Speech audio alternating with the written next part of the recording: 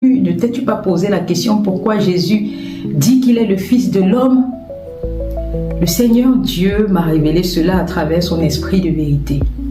En effet, le Fils de l'homme, c'est la parole. Tous les jours, tu enfantes des paroles qui donnent vie ou mort. Est-ce que tu sais cela? Jésus est la seule parole qui doit entrer dans ton cœur pour produire du fruit dans ta vie et te donner la vie éternelle. Est-ce que tu sais cela? Jésus dit tout le temps, il nous dit, je suis le Fils de l'homme.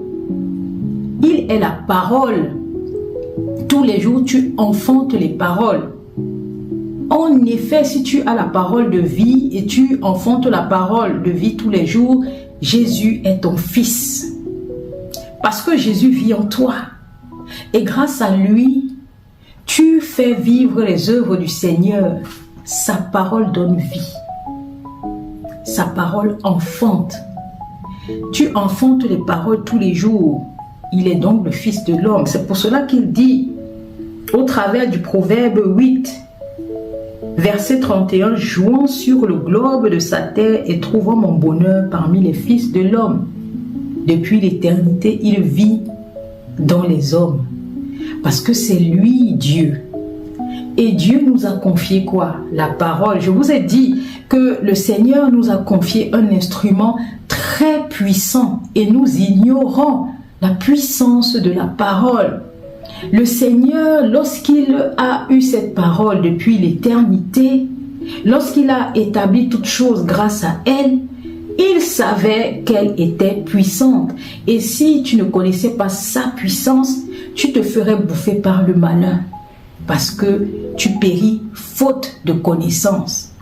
Pour vivre et avoir la vie éternelle, il faut avoir la sagesse du Seigneur. Seule sa sagesse te permet de tenir et de rester en vie. Est-ce que tu comprends cela? Est-ce que tu comprends pourquoi la parole trouvait le bonheur parmi les fils de l'homme, jouant sans cesse sur le globe de la terre? En effet, chaque jour, des personnes construisent grâce à la parole. Lorsque tu dis une parole, la parole prend vie. Est-ce que tu as remarqué cela? Si tu dis je vais devenir infirmière, tu as décidé par ta parole de devenir infirmière. Tu t'en vas donc t'inscrire dans une école qui te met des paroles dans la tête pour devenir infirmière.